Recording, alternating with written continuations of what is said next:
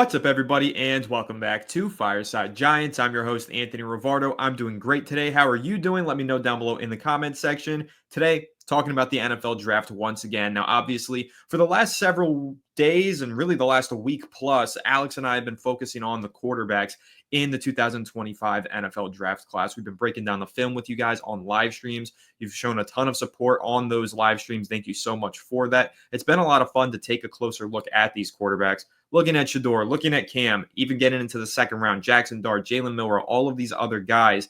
But we also do need to take a look at some of the other prospects that the Giants could consider with the number 3 overall pick in the draft. Now, obviously, we're looking at all the quarterbacks because if the Giants can land a Cam Ward or Shador Sanders at number 3 overall, the expectation is they will take one of those two guys. But if they can't get those guys, maybe they take one of the other quarterbacks in round 2 or 3. But if they do go quarterback in round 2 or 3, what have they done at number 3 overall? Well, that's the big question, and that's something that I want to discuss in today's episode, because obviously a lot of people are going to say, well, why don't you just take Travis Hunter, the best player in the draft class? And while I believe that he is the best player in the draft class personally, not everybody feels that way. And there's another prospect who has a very strong case for being the top overall player in the 2025 NFL draft. Who is it? Well, it's the guy on the screen right here. It's Abdul Carter out of Penn State, number 11, wearing the same number as Micah Parsons, a disruptive defensive player just like Micah Parsons was for Penn State. If you guys have been following the channel for a very long time, then you know in that 2020 or 21 NFL draft, whenever Parsons came out, I was a huge fan of Micah Parsons. I said that the Giants would be dumb to pass up on him. Well, they passed up on him, and now he plays for the Dallas Cowboys and is a multi-season All-Pro. Does Abdul Carter have that same potential? Could he be that same caliber of player? Those are some of the things that we're going to discuss in this episode. And I'm going to talk about why the Giants might want to take Abdul Carter at number 3 overall, despite the fact that they have Kayvon Thibodeaux, despite the fact that they have Brian Burns, and despite the fact that Travis Hunter would be on the board. Why might they decide to select Abdul Carter instead? That's what I'm going to go ahead and discuss in this episode. But before I do, make sure you leave a like if you enjoy and subscribe and all of that other good stuff that you hear me say all the time. Let's waste no more time and just talk about Abdul Carter because, listen, you watch any Penn State football, you watch Abdul Carter's highlights, you watch his all-22 game film, whatever you watch to consume your Abdul Carter content, immediately this guy flashes off the screen and makes an impression. He is speed. He is power. He is finesse. He is speed to power. Whatever you want out of a pass rusher, I'm telling you, Abdul Carter has that skill set. He is a true specimen to watch. And what's really exciting about him, and this is a tidbit that I'm sure a lot of you know, but if you don't, it's very, very exciting to learn. He has only been an edge rusher for one season. Prior to the 2024 campaign, in which he led the nation in tackles for loss, he had experience playing off-ball linebacker, inside linebacker. His final season of college, Penn State said, you know what? You are such an athletic freak and specimen. Let's move you over to the edge and let you rush these quarterbacks. And nobody rushed the quarterbacks better than the defensive player of the year in the Big Ten, Penn State's very own Abdul Carter. He's number 2 on Pro Football Focus's big board for this upcoming draft, only behind Travis Hunter, who, again, we're going to discuss in a comparison with Abdul Carter, but he's 6'3", 252 pounds. He posted a 91.2 PFF grade this season. Again, like I said, he led the nation in tackles for loss. He also put up 13 sacks according to PFF's sack numbers, and he also had a 22.6 pass rush win rate, which is a very, very high percentage. That is an elite metric for the pass rusher position if you've ever seen one. But why would the Giants take a pass rusher? Let's talk about that before we compare Abdul Carter to Travis Hunter. The Giants might take a pass rusher for one simple reason.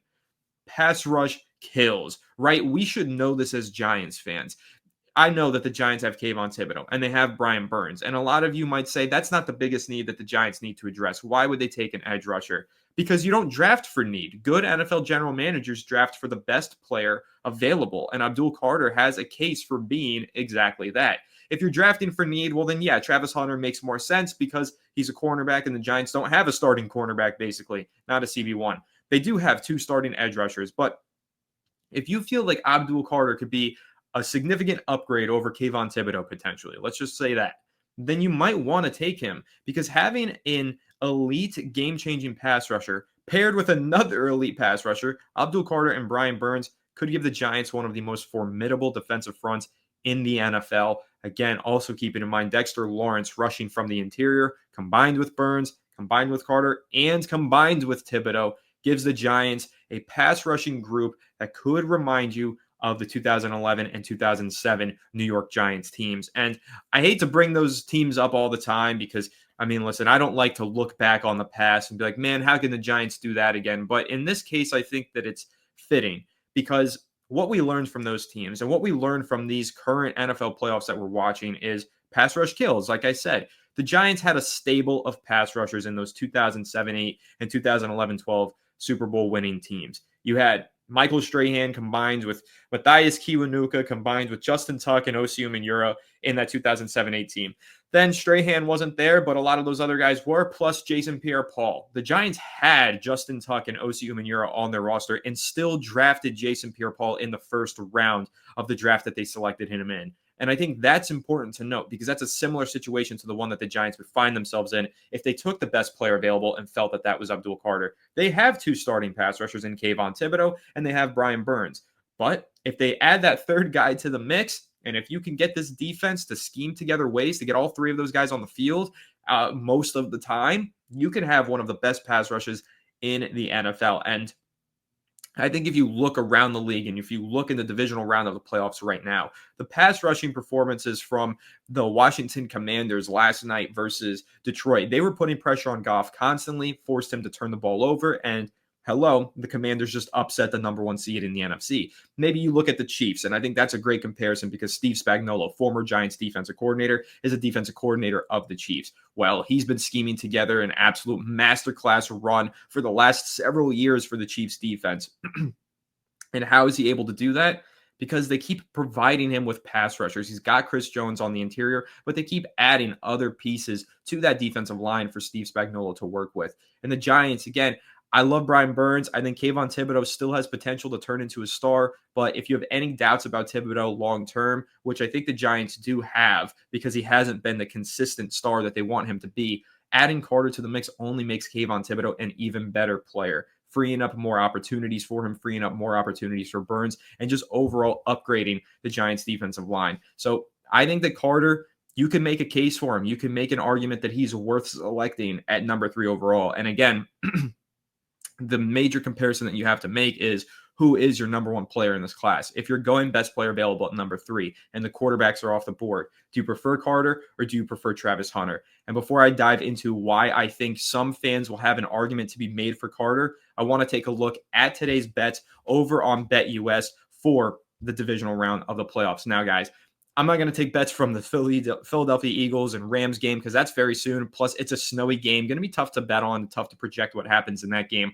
But I think that tonight's game between the Ravens and the Bills is going to be the game of the year. Honestly, this might be a hot take. I think whoever wins this game wins the Super Bowl. I think whoever wins this game can beat the Chiefs and will beat the Chiefs and beat whichever probably NFC East team comes out of the NFC. So I'm going to go ahead and take a look at this one. And the line that I really like that catches my eye is Baltimore Ravens over 26.5 points. I feel like every single week the Ravens are putting up at least 30 points. I feel like on the road here, yes, it's a tough environment, but they've got Derrick Henry. They've got Lamar Jackson. They're going to run the ball and they're going to put up points, in my opinion. The Bills have a good defense. They're fine. However, they have been in a lot of shootouts this season. Even their biggest wins, they've let up a ton of points. And for that reason alone, I think this game is going to be like a 30-30-something type game between these two teams tonight. I can't wait for this one. I will be on the edge of my seat from start to finish as long as it lives up to expectations. And I do believe that the Ravens,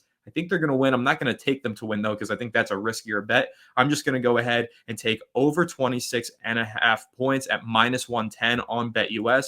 Going to throw $10 down on it, place my bet, and hopefully I finish the night with a little bit of extra cash, and we'll see how that goes. But guys, make sure to check out BetUS. Use code YouTube150 for a 150% deposit match up to $2,000. Let me know if you're tailing my bet, who you have in tonight's game between the Ravens and the Bills. Again, super excited for that one. But let me know, and guys, make sure you go check out BetUS, the sportsbook with the fastest payouts in the industry. Now, back to Abdul Carter. Let's have the Abdul Carter versus Travis Hunter debate. And I think it's an interesting one because, again, if you're playing the need draft strategy versus the best player available draft strategy, you could make an argument for both players either way. You could say that Abdul Carter is an elite pass rusher. You always need that. He fits a need and he's the best player available.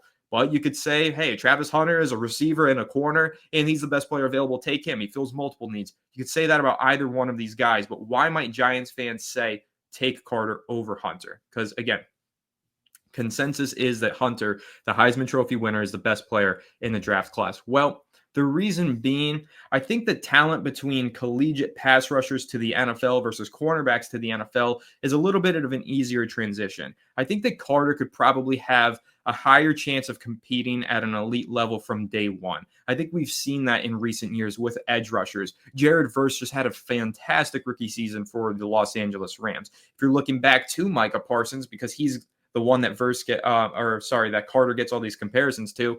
I mean, he was a star from the day that he stepped onto the field at AT&T Stadium for the Dallas Cowboys. I think that there's an argument to be made that if you want the Giants to win in 2025, taking Carter helps them do that, and it gives them a higher chance of doing that than potentially Hunter. So that's one argument that I think some Giants fans will make. Now, the other argument is you build from the trenches inside to outside, and I think that's the primary argument here.